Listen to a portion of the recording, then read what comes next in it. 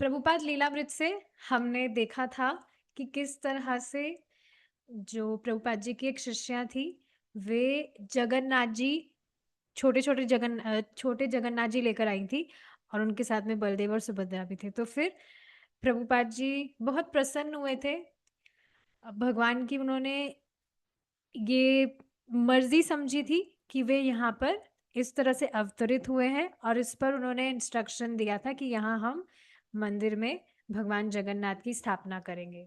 तो इसके लिए हयग्रीव को दी गई थी सेवा कि उनको भगवान के विग्रह बनाने थे। तो फिर हाँ, हमने बाद में देखा था कि किस तरह से बाद में मंदिर में भगवान की स्थापना हो गई थी शाम के समय। किसी को याद है कब हुई थी, कौन सा दिन था उस दिन? क्या बोली माता जी? क्या फिर से पूछ बोलिए। भगवान जगन्नाथ जी की जब स्थापना की थी प्रभुपाद जी ने मंदिर में, तो उस दिन कौन सा दिन था? याद तो था, हिंट दीजिए, मैं बता दूंगी। हिंट से क्या है, फिर तो मैं ही बता दूंगी। गौर रथ पूर्णिमा। यात्रा था। अच्छा, गौर गौर पूर्णिमा। पूर्णिमा। गौर पूर्णिमा थी उस दिन। उस दिन फास्टिंग थी, तो उन्होंने फास्टिंग किया था और फिर शाम को उन्होंने भगवान की स्थापना की थी। इस तरह से हमने देखा था। अब आगे देखते हैं हम। प्रभुपाद जी बैठ गए थे और जैसा कि हमेशा वे कीर्तन करते थे, उन्होंने कीर्तन लीड किया और फिर सब भक्तों ने मिलकर एक माला जप किया। फिर बाद में जो हयग्रीव है, वे थोड़ा ऊंचे स्वर में जो भगवान चैतन्य महाप्रभु का फोटो था वहां पर उन्होंने लगाया हुआ था, उन उनको देखकर उनके विषय में वे पढ़ने लगे। श्रीमद् भागवतम के फर्स्ट वॉल्यूम से वहां पर उन्होंने कुछ कोट वगैरह भी लिखा हुआ था, तो उसको उन्होंने ऊंचे स्वर में पढ़ा। लेकिन बहुत सारे जो भक्त थे उस समय, वे नींद में थे, उनको थकान थी, नींद आ रही थी। हयग्रीव इस तरह से ऊंचे स्वर में पढ़ भी रहे थे, लेकिन उसके बाद में भी सब क्योंकि थके हुए थे तो उनको नींद सी आ रही थी। लेकिन प्रभुपाद जी बहुत ही गंभीर होकर सुन रहे थे और बाकी सबसे भी प्रभुपाद जी यही अपेक्षा कर रहे थे कि वे भी इस तरह से साथ में बैठकर भगवान के विषय में, भगवान चैतन्य महाप्रभु के विषय में सुने। लेकिन जब उन्होंने देखा कि बहुत सारे जो भक्त हैं इस तरह से नींद में हो रहे हैं, तो उन्होंने बीच में ही रुकवाया जो भी मतलब वो बोल रहे थे ऊंचे स्वर में, जो भी वो बता रहे थे भगवान के विषय में, और फिर वापस से उन्होंने कीर्तन करना शुरू किया। तो ये हम देखते ही हैं कि कीर्तन से थोड़ी जो नींद है वो भग जाती है, लेकिन ऐसा जरूरी नहीं है। कई बार हो सकता है कि कीर्तन हो रहा है तब भी नींद आ जाए। तो हाँ, प्रभुपाद जी ने फिर से कीर्तन करवाया ताकि सब जो इस तरह से सो रहे हैं वे सोए नहीं। फिर कम से कम 15 मिनट तक सबने साथ में जप किया।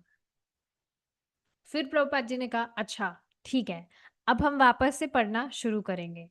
कौन पढ़ना चाहेंगे? तो फिर जो लीलावती है, लीलावती के विषय में हम जान ही रहे हैं कि किस तरह से वे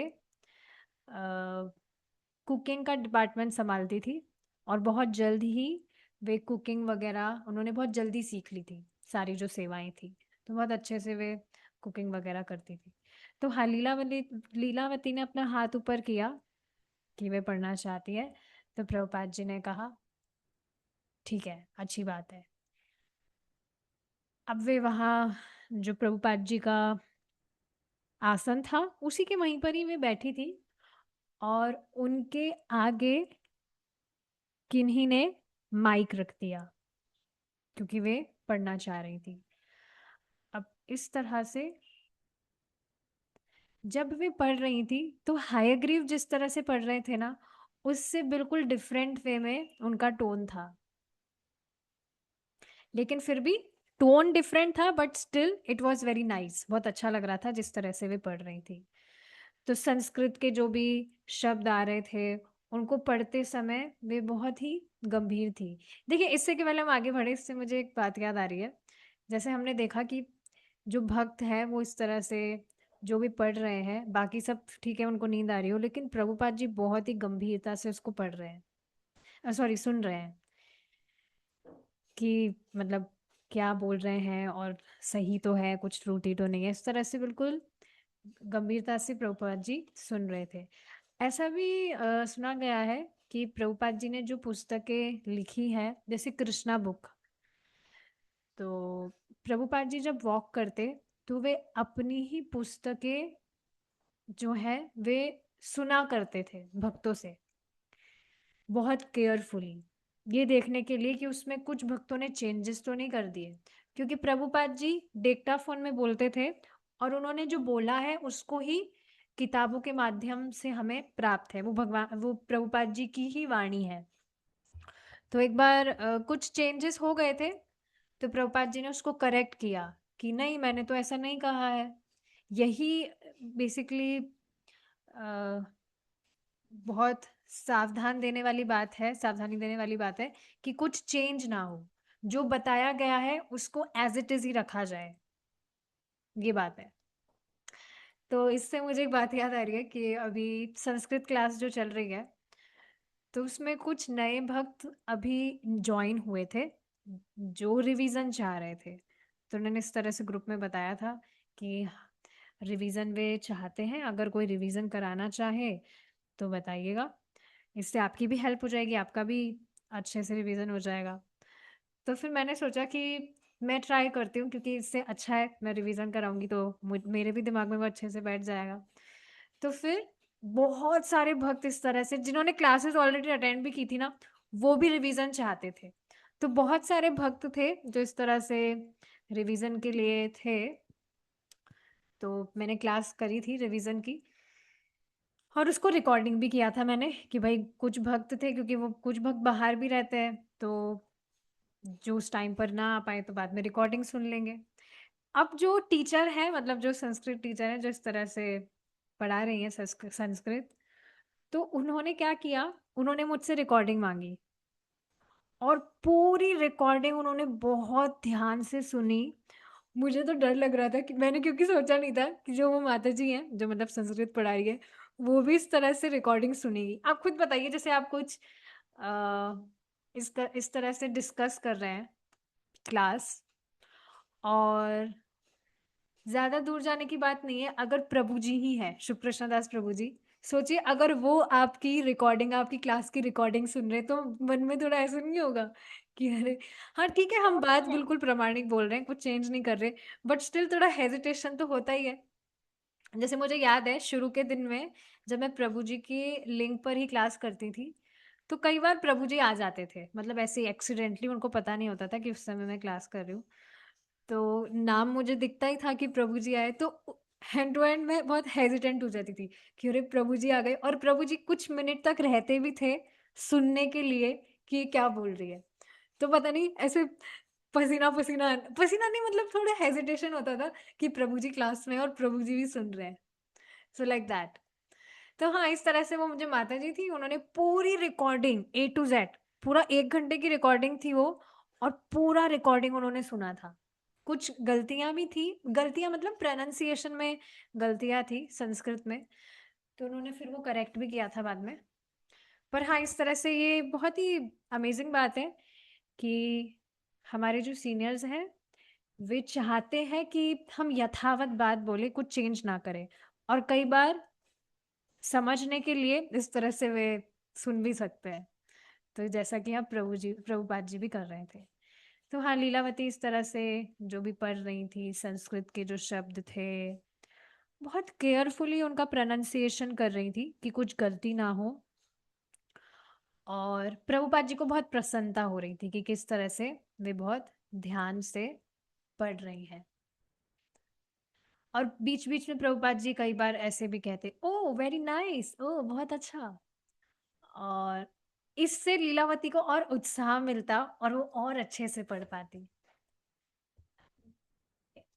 तो ये बात है।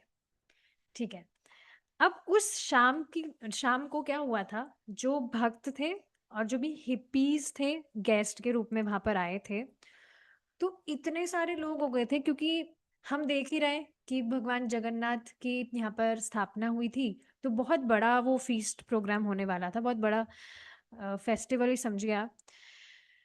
तो बहुत सारे लोग इस तरह से आए थे और पूरे की पूरी जगह इस तरह से भर गई थी।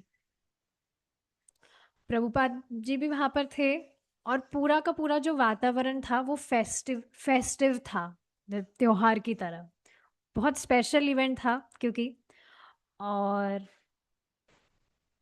यहाँ पर ऑल्टर पे जो डीटीज थी, अभी नए जो विग्रह थे, इस तरह से उनकी स्थापना की गई थी, और हर कोई भगवान जगन्नाथ को इस तरह से देख रहे थे। जैसे एक माता जी हैं, वो लंदन से हैं, तो वहां पर भी रथ यात्रा हुई थी। तो वो इस तरह से बता रही थी कि जो लोग जानते नहीं है, मतलब ऐसा होता ही है ना कि कुछ हो रहा है, तो ऐसी क्यूरियोसिटी होती है, उत्सुकता से लोग देखने लगते हैं। जैसे आप देखेंगे, यहाँ पे भारत में भी होता है, किसी की कुछ बारात वगैरह निकल रही है, कॉलोनी में से कुछ बारात निकल रही है, तो जो लोग हैं वो इस तरह से बालकनी में आकर खड़े हो जाते हैं देखने के लिए कि क्या हो रहा है, क्या हो रहा है, क्या आवाज हो रही है, किसके क्या हो रहा है। सो क्यूरियोसिटी इस तरह से होती है। रथ यात्रा में भी आप देखेंगे, रथ यात्रा होती है, कीर्तन भक्त लोग इस तरह से करते करते जाते हैं, तो सब जो लोग हैं उनको मतलब ऐसे अच्छा लगता है देखना कि ये क्या हो रहा है, क्या हो रहा है, देखते हैं।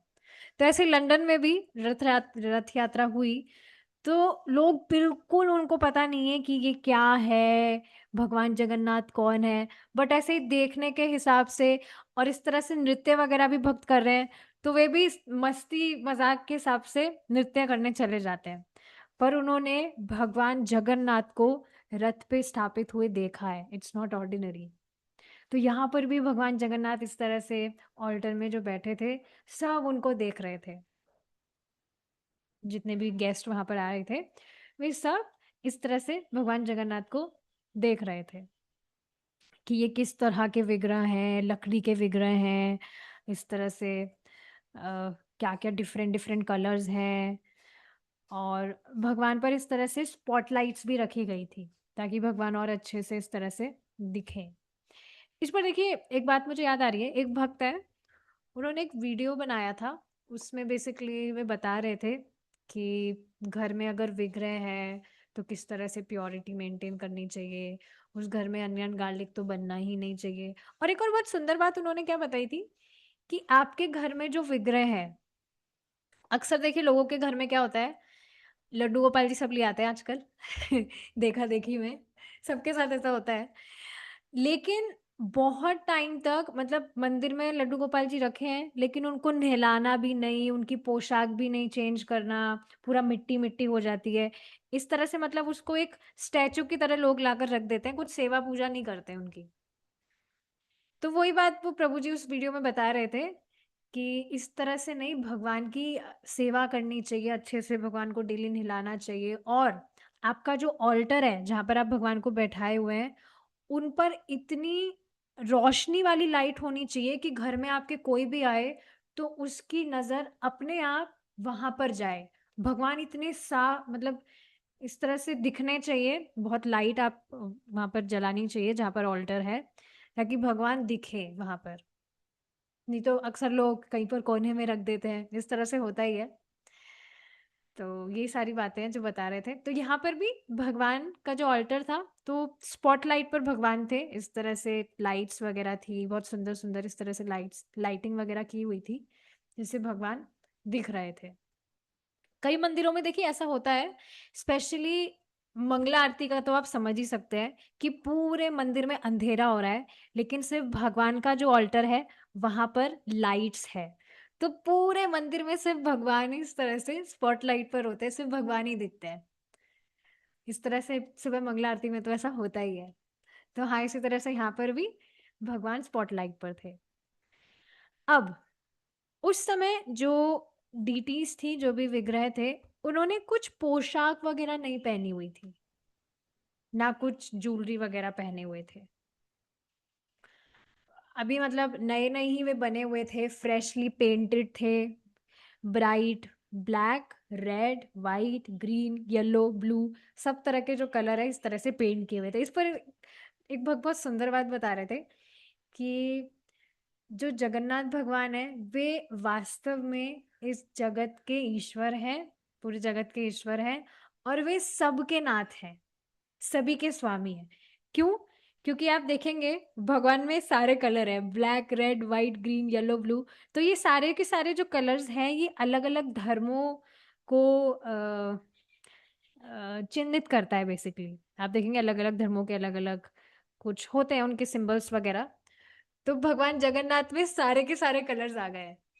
तो इस तरह से भी दिखता है कि जो भगवान जगन्नाथ है वे सबके नाथ है। सब इस तरह से भगवान के जो विग्रह इस तरह से ब्रॉड स्माइल थी, मुस्कुरा रहे हैं, और प्रभुपाद जी भी बस उनको देखे जा रहे थे।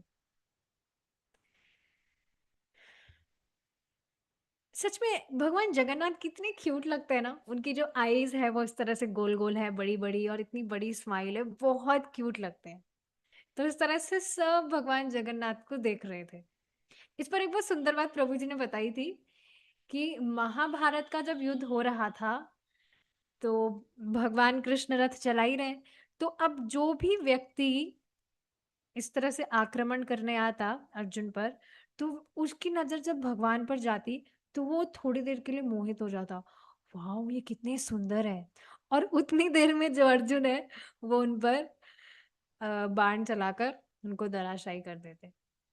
तो भगवान इस तरह से बहुत सुंदर है। बहुत सुंदर तो बहुत छोटा वर्ड है actually, but yes, Krishna is all attractive. सबको इस तरह से अट्रैक्ट करते हैं भगवान। ठीक है, आगे देखिए। अब प्रभुपाद जी जो है वो इस तरह से प्रवचन करने लगे वर्णाश्रम पर। वर्णाश्रम पर इस तरह से प्रवचन करने लगे, और इस तरह से प्रभुपाद जी समझा रहे हैं कि कोई भी जो व्यक्ति है उसकी क्या स्वाभाविक स्थिति है, उसके अकॉर्डिंग, मतलब उसकी क्या स्वाभाविक क्वालिटी है, उसके हिसाब से उसको कार्य करना चाहिए। कि भाई कोई व्यक्ति ब्राह्मणिकल कल्चर का है, मतलब उसमें इस तरह का है कि वो पठन पाठन करे, है ना, शास्त्र अच्छे से अध्ययन करे और औरों को बताए, तो उसको उस तरह से करना चाहिए। किसी की वैश्य प्रवृत्ति है, बिजनेस वगैरह करना, तो वो उस तरह से कार्य करे। तो ये सारी चीजें जो है वो कास्ट पर निर्भर नहीं करती एक्चुअली। क्योंकि पहली बात, कलयुग में तो प्राय प्राय सब शूद्र ही है। बट सिर्फ कास्ट से ये निर्धारित नहीं होता है कि कोई व्यक्ति, अगर सोचिए ब्राह्मण परिवार में उसने जन्म लिया है, तो सिर्फ ब्राह्मण परिवार में जन्म लेने से वह ब्राह्मण नहीं होगा, उसको उस तरह से अध्ययन करना होगा। तो यही सारी बातें यहाँ पर प्रभुपाद जी बता रहे हैं। लेकिन प्रभुपाद जी बेसिकली यहाँ पर भी बता रहे हैं, और भागवतम में भी ये मेंशन है। नारद मुनि इस तरह से पहले युधिष्ठिर महाराज जानना चाह रहे थे बेसिकली वर्ण आश्रमों के नियम वगैरह और क्या क्या करना चाहिए। तो सब कुछ ठीक है, नारद मुनि ने उनको बताया। लेकिन बाद में उन्होंने क्या समराइज किया, जो प्रभुपाद जी भी यहाँ पर कर रहे हैं, कि अल्टीमेट जो गोल है, अल्टीमेट जो कर्तव्य है व्यक्ति का, वो क्या है? भगवान को संतुष्ट करना। ये बिल्कुल मैटर नहीं करता है कि व्यक्ति ने कहाँ जन्म लिया है, किसी गरीब के यहाँ जन्म लिया है या किसी धनवान के जन्म लिया है, ये सारी चीजें बिल्कुल मैटर नहीं करती है। ये जो मटेरियल क्वालिफिकेशंस हैं कि व्यक्ति के पास क्या स्किल है, कहाँ उसने जन्म लिया है, ये सब आध्यात्मिकता से इसका कोई लेना देना नहीं है।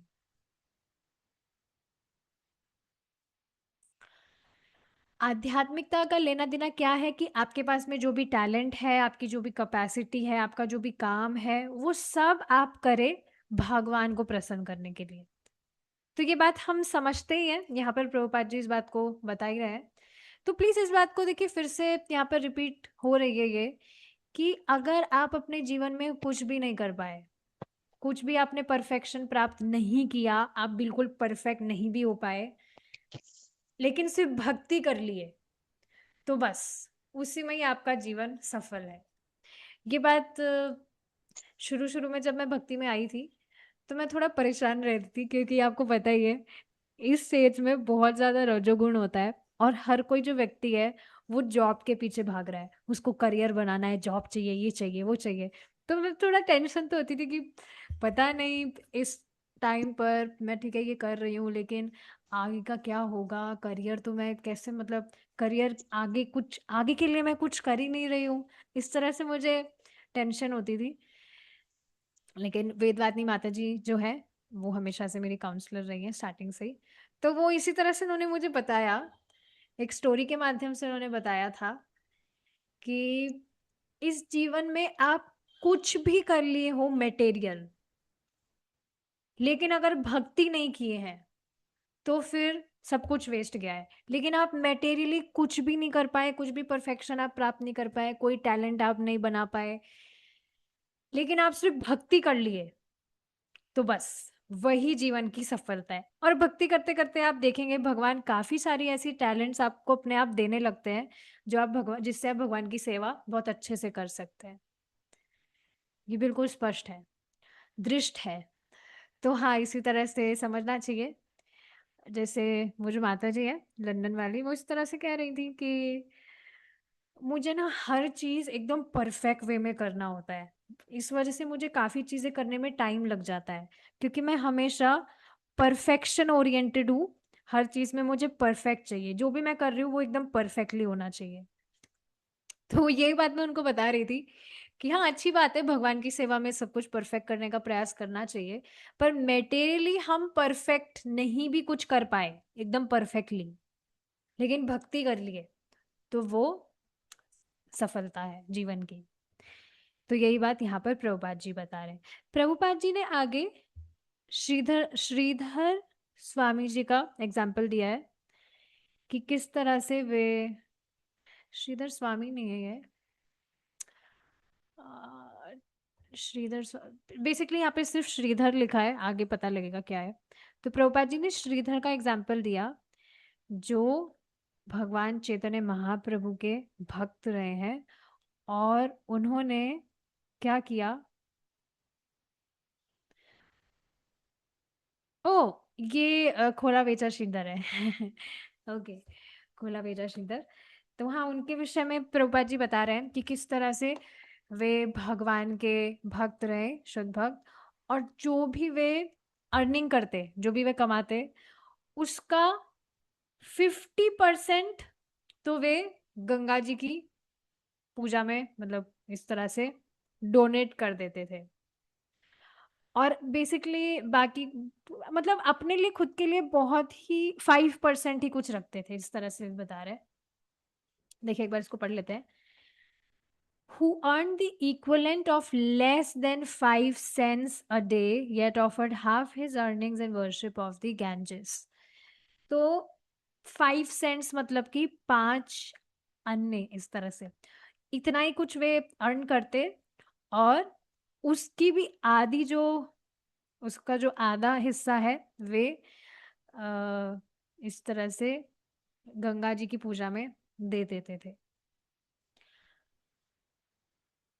लेकिन अगर कोई व्यक्ति धनवान है, प्रभुपाद जी बता रहे हैं, अगर कोई व्यक्ति धनवान है तो उसको अपनी कमाई का आधा % भगवान की सेवा में देना चाहिए। अब इस पे ठीक है, प्रभुपाद जी ने तो हमें ये बताया है, पर इस पर प्रभु जी बता रहे थे कि भाई 50% अगर देखा जाए तो व्यक्ति अगर सुनेगा तो बहुत ज्यादा हो जाएगा, क्या 50% भगवान की सेवा में दे दे, ऐसे वो टैक्स वगैरह भर रहा है, उसका कुछ नहीं है। गवर्नमेंट जो है इतना पैसा ले रही है टैक्स का मुफ्त में, उसका वो कुछ नहीं शौक कर रहा है, शौक करने से होगा भी क्या, गवर्नमेंट फिर भी लेगी।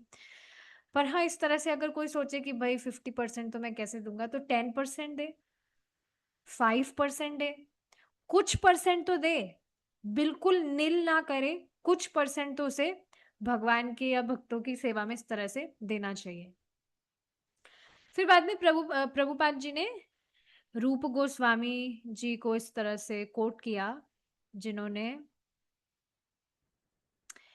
50% उनका जो धन था वो कृष्ण भावनामृत के लिए दिया था, और 25% अपने घर वालों के लिए भी रखते थे, और 25% अपनी इमरजेंसी के लिए रखते थे। इस तरह से रूप गोस्वामी कर रहे थे। तो हाँ, प्रभुपाद जी ने रूप गोस्वामी, क्योंकि हम रूपनुगा है, एक तरह से ये भी आप समझ सकते हैं। तो उनका एग्जाम्पल यहाँ पर प्रभुपाद जी सेट कर रहे हैं कि किस तरह से 50% भगवान की सेवा में देना चाहिए, 25% घर के लिए रखना चाहिए, 25% सेविंग्स, इमरजेंसी के लिए सेविंग्स करनी चाहिए। और देखिए एक और बात, इस बात को समझिए, यद्यपि काफ़ी सारे पॉइंट्स हमें हैवी लग सकते हैं या लग सकता है अरे ये कैसे हम फॉलो कर सकते हैं, पर इस बात को समझिए, अगर हम शास्त्र के अनुसार हमारा जीवन व्यापन करते हैं तो जीवन बहुत आसान हो जाता है। तो कम से कम अगर हम प्रयास भी करें, मतलब कुछ परसेंट से हम स्टार्ट कर सकते हैं। अगर बिल्कुल हम 100% परफेक्टली भी प्रैक्टिस नहीं कर पा रहे, एटलीस्ट शुरुआत तो की जानी चाहिए। तो यही बात यहाँ पर प्रभुपाद जी बता रहे हैं रूप गोस्वामी जी के विषय में। फिर अचानक से प्रभुपाद जी अ, लक्ष्मी के विषय में बात करने लगे, जो उन्होंने भक्तों को यहाँ पर न्यूयॉर्क में दी थी, और उन्होंने किस तरह से उसको खो दिया था, इस तरह से मिस्टर प्राइज, और जो भी आपको पता ही है क्या हुआ था। तो हाँ, इस तरह से प्रभुपाद जी सडनली उनके विषय में बोलने लगे कि 25% हमें इमरजेंसी के लिए रखना चाहिए, क्योंकि जैसे ही लक्ष्मी हमारे हाथ से जाती है, हमारे पास में कोई, हाँ, हमारे पास में कोई कंट्रोल नहीं होता है। हमने अभी ही $6,000 खोए हैं, लॉस हमें हुआ है, यहाँ पर नहीं, न्यूयॉर्क में। तो जैसे ही जो चेक है वो आउट हुआ हाथ से, तो बस अब वो चला गया है, अब उस पर किसी का नियंत्रण नहीं है, वो बस अब गया। यही बात है। इस पर देखिए प्रभुपाद जी, सॉरी, प्रभु जी एक और बात समझाते हैं, काफी बार प्रभु जी ने इस बात को बोला है कि वही धन हमारा है जो हम इस तरह से सेवा में लगा रहे हैं। अगर बहुत ज्यादा बैंक बैलेंस हम बना रहे हैं, तो वो तो पता नहीं ना वो कब छूट जाएगा। अब यहाँ ऐसे नहीं कहा जा रहा कि सेविंग्स नहीं रखनी चाहिए, बट इस तरह से सेविंग्स नहीं करनी चाहिए कि हम बिल्कुल भी कुछ सेवा में उस लक्ष्मी को ना लगाएं। ये बात है, और ये जो बात है ये बेसिकली सब पर है, सब पर लागू होती है। जो भी हमारे पास में लक्ष्मी है, अगर किन्हीं भक्त को डोनेशन भी प्राप्त होता है, तो वह भी भक्तों की सेवा में लगाना चाहिए आगे। ये बात है, ठीक है। अब प्रभुपाद जी देखिए आगे क्या कह रहे हैं कि भगवान पर ध्यान देना, भगवान जो परम ईश्वर है उन पर हम ध्यान दे, ये प्रैक्टिकल है, ये कोई थ्योरी चीज नहीं है। यहाँ पर कृष्ण है, कृष्ण के विग्रह है, कृष्ण का वर्ण है, वर्ण मतलब कलर, मतलब सब कुछ इस तरह से प्रभुपाद जी बता रहे थे कि सब कुछ जो है वो कृष्ण का है। Krishna's helmet is there, Krishna की एडवाइस, यहाँ पर हेलमेट मतलब यहाँ पर आप प्रोटेक्शन के रूप में समझ सकते हैं। भगवान की सुरक्षा हमें प्राप्त है, भगवान की एडवाइस क्या है वो शास्त्रों के थ्रू हमें प्राप्त है, भगवान के निर्देश हमें प्राप्त है, भगवान की वाणी हमें प्राप्त है, सब कुछ भगवान से रिलेटेड हमें प्राप्त है, कोई डिफिकल्टी नहीं है। तो भगवान की तरफ हम ध्यान दे, ये एक प्रैक्टिकल चीज है, ये कोई थ्योरी नहीं है, क्योंकि सभी कुछ जिससे हमारा जो ध्यान है वो भगवान पर जाए, वो सभी कुछ हमारे पास में उपलब्ध है। स्पेशली सबसे अच्छा गिफ्ट हमारे पास में है शास्त्र, जो हमें दृष्टि प्रदान करता है कि हमें क्या करना है। शास्त्र से आप देखिए ना, हमें एग्जैक्टली सब कुछ पता है कि क्या करने से हम भगवान को प्रसन्न कर सकते हैं, क्या करने से हम भगवान की सेवा कर सकते हैं, क्या करने से हम भगवान के भक्तों को प्रसन्न कर सकते हैं। तो सब कुछ हमें शास्त्र से यहाँ पर मालूम चलता है। लेकिन अब आगे प्रभुपाद जी क्या कह रहे हैं, लेकिन अगर आप अपना ध्यान भगवान की जगह, जो कि परम पुरुष है, उनकी जगह अगर आप अपना ध्यान निराकार या परमात्मा की तरफ मोड़ लेते हैं जैसे योगीज करते हैं, तो फिर ये बहुत मुश्किल होगा। इस पर देखिए एक बहुत इंटरेस्टिंग बात अभी भागवतम की क्लास में क्या बताई जा रही है कि बहुत जो पुण्यात्मा होता है, पुण्यात्मा का मतलब वो पुण्य नहीं जो क्षीण हो जाते, पुण्यात्मा मतलब जो कभी भगवान की भक्ति किया था, वही माँ के गर्भ गर्भ में भगवान से प्रार्थना कर सकता है। और बेसिकली अलग अलग तरह के जो लोग होते हैं, जैसे योगी हैं जो परमात्मा पर ध्यान करे हैं, सांख्य योग आदि करे हैं, तो उनको माँ के गर्भ में उन सब विषयों का स्मरण होगा।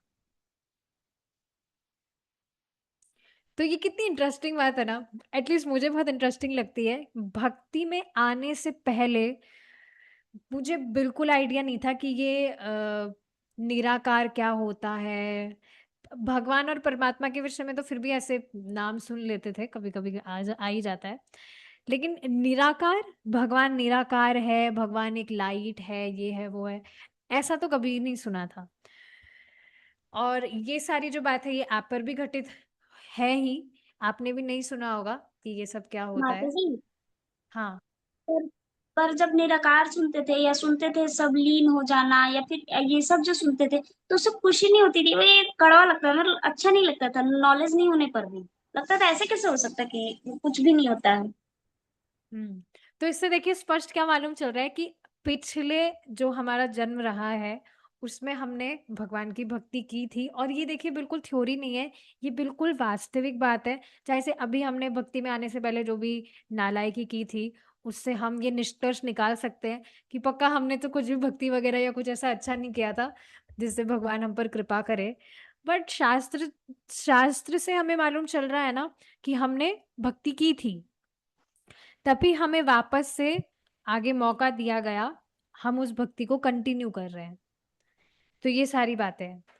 तो हाँ, कभी भी इन सब चीजों की तरफ ध्यान पहले गया नहीं था, भक्ति हम कर रहे थे, इस वजह से इस वजह से बेसिकली कभी भी ये सारी बातें दिमाग में आई ही नहीं।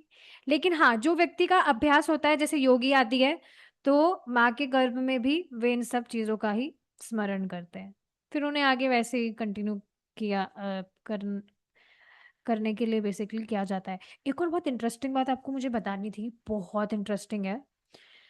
अ, यशोमती माता जी का जो ग्रुप है उसमें अभी 10 नाम अपराध पर चर्चा चल रही है, हरिनाम चिंतामणि से। पर प्रभु जी ने ऑलरेडी पढ़ा दी है हमें बुक, पर उस पर चर्चा चल रही है।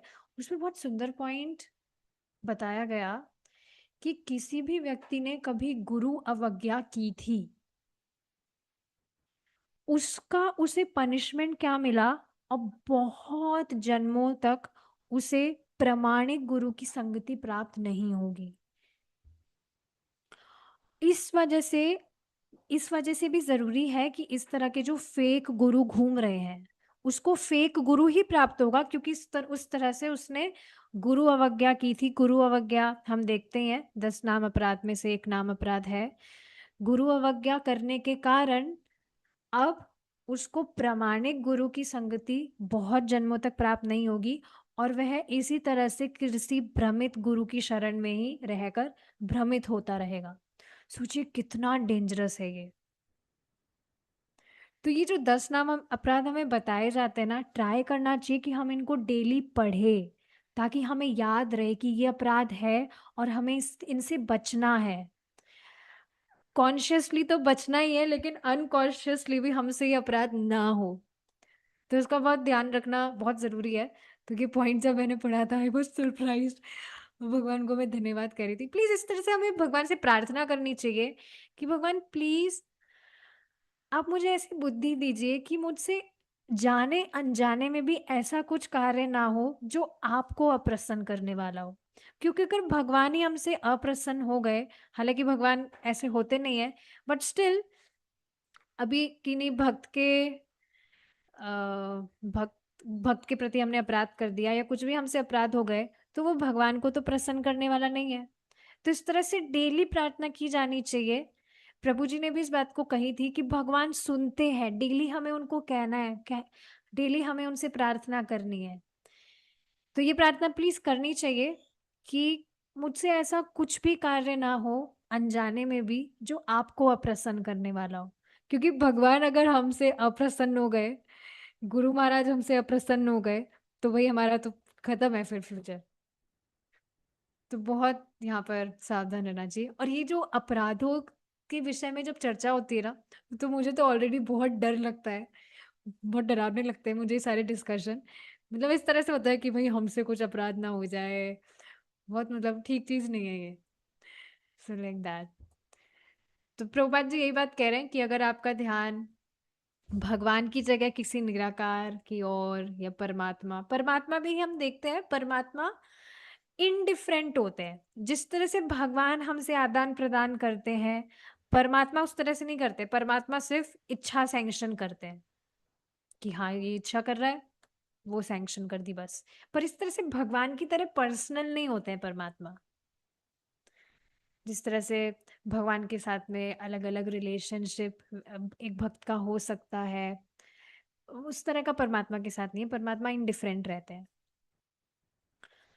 तो हाँ यही बात है। तो प्रभुपाद जी ये बात कह रहे हैं ये बहुत मुश्किल है, क्योंकि आप अपना ध्यान किसी निराकार पर फिक्स नहीं कर सकते हैं।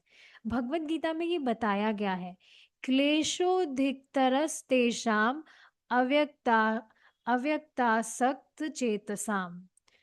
वो जो निराकार की तरफ अ, आकृष्ट हैं, और निराकार को ही वे, बेसिकली ब्रह्म ज्योति को ही वे परम सत्य है इस तरह से मान रहे हैं, तो फिर वे दुखी रहते हैं, परेशानी रहते हैं। इस पर देखिए प्रभु जी ने एक एग्जाम्पल बताया था, काफी बार बताया है। एक कोई ब्रह्म कुमारी से कोई माता जी उनको दिखी, बहुत मोटा चश्मा लगाकर आई थी और बिल्कुल फ्रस्ट्रेटेड वो दिख रही थी। तो यही बात, आपको पूरी बात बताया प्रभु जी ने क्या बताई, पर कंक्लूजन मुझे बहुत अच्छा लगा कि जो व्यक्ति भगवान से ही इस तरह से विमुख है, या भगवान को ही निराकार कर दिया है, वह कैसे खुश रह सकता है? वह हमेशा फ्रस्ट्रेटेड ही रहेगा। और भगवान भी इस बात को गीता में कह रहे हैं, their business is very troublesome. वो परेशान ही रहेंगे। तो ये यहाँ हमारी तरह नहीं है कि चैंटिंग करना, नृत्य करना, भगवान का अच्छे से प्रसाद पाना, ये कितनी अच्छी अच्छा प्रोसेस है, फेस्टिवल है डेली। तो यहाँ की तरह ये निराकार वादियों में इस तरह का नहीं होता है। बहुत कठिनाई है, बहुत फ्रस्ट्रेशन है इस तरह से।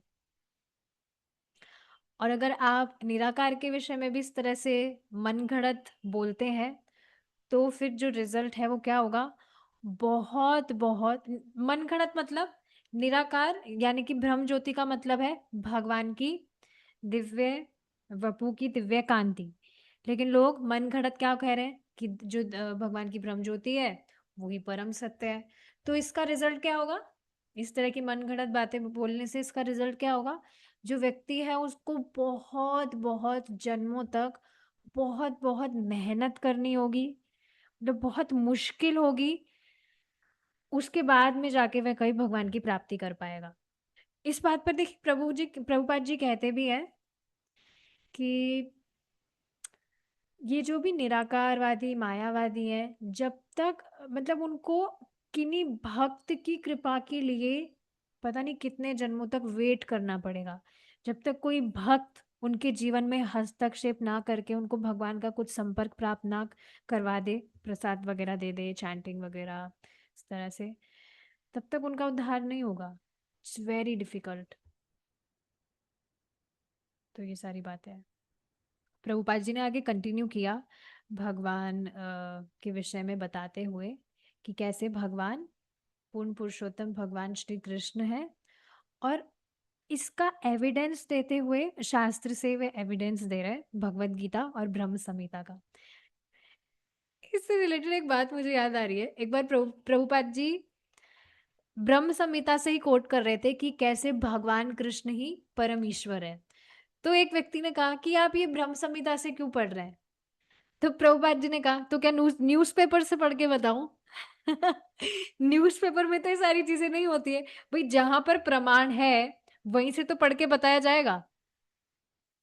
तो पहला जो स्टेप है आध्यात्मिक जीवन में वह क्या है कि व्यक्ति भगवान से सुने। और भगवान से सुनने का मतलब भगवत गीता। लेकिन प्रभुपाद जी ने चेतावनी भी दी है कि अगर कोई व्यक्ति सुनता है क्लास में और फिर बाहर जाकर सब कुछ भूल जाता है तो फिर वो इम्प्रूव नहीं कर सकता। मतलब समझिए आप, इसका मतलब समझे। इस पर प्रभुपाद जी कहते हैं कि आप क्लास सुन रहे हैं तो क्लास को सुनकर उसको ग्रहण करना होता है। ये थोड़ी हैवी बात प्रभुपाद जी इस पर बोलते हैं कि कुत्ते बिल्लियों की तरह नहीं सुनना चाहिए। जो कुत्ते बिल्ली है वो सिर्फ ये सुन सकते हैं कि कुछ आवाज हो रही है, वो ये नहीं समझ सकते कि इसमें क्या शिक्षा हमें प्राप्त हो रही है या इसका अर्थ क्या है। वो सिर्फ ये सुन सकते हैं कि आवाज हो रही है। Is it not? तो यही बात प्रभुपाद जी कह रहे हैं कि बस क्लास सुनी और फिर बाहर जाकर सब भूल गए तो उससे इम्प्रूवमेंट नहीं होगा। ये बात तो देखिए हम सभी समझते ही हैं। शुरू से हम जो भी सुन रहे हैं तो उसको सुनकर हम अप्लाई करने का ट्राई करते हैं कि नहीं। भाई, पहले दिन ही सुना भगवान को भोग लगाना चाहिए, भगवान को भोग लगाते हैं कि नहीं? चैंटिंग करना चाहिए, चैंटिंग करते हैं कि नहीं? औरों को भगवान के विषय में बताना चाहिए, बताते हैं कि नहीं? तो यही बात है, क्लास सुनिए और उसको अप्लाई करने का प्रयास करिए। तब शास्त्र पढ़ने में, अध्ययन करने में और ज्यादा रुचि आती है, क्योंकि आप जो सुन रहे हैं उसको आप अप्लाई कर रहे हैं और आप अपने जीवन में फिर ट्रांसफॉर्मेशंस भी देख पाते हैं। लेकिन कोई व्यक्ति बस क्लास सुना और बाहर जाकर भूल गया तो फिर वो इम्प्रूव नहीं कर पाएगा उससे। जो भी आप सुन रहे हैं आपको उसको दूसरों को कहना चाहिए। प्रभुपाद जी बता रहे हैं whatever you are hearing you should say to others. ये बहुत सुंदर बात है। जैसे एक माता जी हैं, उनको स्टोरीज वगैरह डिस्कस करने में बहुत अच्छा लगता है। तो उन्होंने व्यासदेव जी की स्टोरी, मतलब मेरी भी थोड़ी जिज्ञासा थी जानने की, तो उन्होंने मुझे पूरी स्टोरी बताई डिटेल में। और फिर वो स्टोरी मुझे बहुत अच्छी लगी, मैंने उसको आगे एक और भक्त को बताई पूरा डिटेल में। इस तरह से बताएंगे ना आप, जब बताते हैं अपने बेनिफिट के लिए भी बताना चाहिए ताकि आपको याद हो जाए। घर में आप बता सकते हैं, जैसे कोई सुने भी ना, डिसइंटरेस्ट लेकर भी सुन रहा है, इंटरेस्ट नहीं है उसका, तब भी आप बताइए। क्योंकि स्टोरी सुनना वैसे भी सबको अच्छा लगता है, और आप एक बार बोलना शुरू करेंगे ना तो वो अपने आप फिर सुनेगा व्यक्ति। और स्टोरी सुनना तो सबको अच्छा लगता है। तो इस तरह से जो भी बात आप सुन रहे हैं दूसरों को बताना चाहिए। प्रभुपाद जी इस तरह से कह रहे हैं। प्रभुपाद जी ने एक एग्जाम्पल दिया कि कैसे जो भक्त है वो बैक टू गॉड हेड में जो लिख रहे थे, how disciples were writing in back, हाँ, किस तरह से प्रभुपाद जी जो भगवान की बात बता रहे थे उसको भक्त एक मैगजीन के रूप में लिख रहे थे। बैक टू गॉड हेड, हम जान ही रहे न्यूयॉर्क में जो भक्त है वो back to Godhead magazine को इस तरह से पब्लिश करते थे। और अब तो फिर भी बहुत सारी चीज़ें इजी हो गई है। उस समय तो बहुत डिफिकल्ट होता था, टाइपिंग करना होता था टाइपराइटर से, फिर उसकी प्रिंटिंग होती थी, बहुत मतलब लंबा प्रोसेस था। बट इससे सबको बेनिफिट हुआ। तो बोलना या लिखना जो भी हमने सुना है इससे बहुत हमें बेनिफिट होता है, हम थॉटफुल बनते हैं। एक और बात इससे रिलेटेड है, जिन भक्तों ने प्रभुपाद जी की सहायता की थी चैतन्य चरितामृत को पब्लिश करने में, तो प्रभुपाद जी ने कहा था कि जिन्होंने भी कैसे भी सहायता की है इस चैतन्य चरितामृत ग्रंथ की पब्लिकेशन के लिए, क्योंकि ये बहुत इम्पोर्टेंट ग्रंथ है। आप जानते ही हैं भगवत गीता को ग्रेजुएशन कोर्स माना जाता है और श्रीमद् भागवतम को पोस्ट ग्रेजुएशन और चैतन्य चरितामृत को पीएचडी, इस तरह से बताया जाता है। वो चैतन्य चरितामृत बहुत एडवांस है, उसमें भगवत गीता और भागवतम दोनों के रेफरेंसेस आप देखेंगे। तो हाँ, प्रभुपाद जी ने इस तरह से उनको कहा कि वे पक्का भगवान के धाम जाएंगे इसी जीवन में। तो इस तरह से बहुत इंटरेस्टिंग है ये चीज। आप कृष्ण के विषय में सुन रहे हैं तो आपको सोचना चाहिए, फिर आपको बोलना चाहिए। ऐसा नहीं कुछ भी बोल दिया, जो आप बोल रहे हैं उसको भी सोचना चाहिए, प्रभुपाद जी बता रहे हैं, नहीं तो वो काम नहीं करेगा। श्रोतव्या कीर्तितव्यस्य अतव कीर्तितव्यश्च ध्येय पूजश्च। और आपको आराधना करनी चाहिए, पूजा करनी चाहिए। तो उसके लिए आपको डीटी चाहिए होगी, विग्रह चाहिए होंगे आराधना करने के लिए। तो हमें सोचना चाहिए कि हमें क्या बोलना है, हमें क्या सुनना है, हमें किन की आराधना करनी है। और क्या हमें ये कभी कभी करना चाहिए? नहीं, नित्यदा, डेली करना चाहिए। नित्यदा मतलब नियमित रूप से करना चाहिए, यह विधि है। तो कोई भी व्यक्ति अगर इस विधि को अपनाता है तो वह परम सत्य को समझ सकता है। ये श्रीमद् भागवतम का क्लियर डिक्लेरेशन है। Thank you very much. क्या किसी का कुछ क्वेश्चन है? प्रभुपाद जी इस तरह से बता रहे हैं सारी चीजें। अब आगे भक्त क्या क्वेश्चन करते हैं, इसको भगवान ने चाहा तो हम कल कंटिन्यू करेंगे। इसी से हम रुकेंगे यहाँ पर। Thank you so much for your time and association. शिला प्रभुपाद की जय। हरे कृष्णा। हरे कृष्णा माता जी।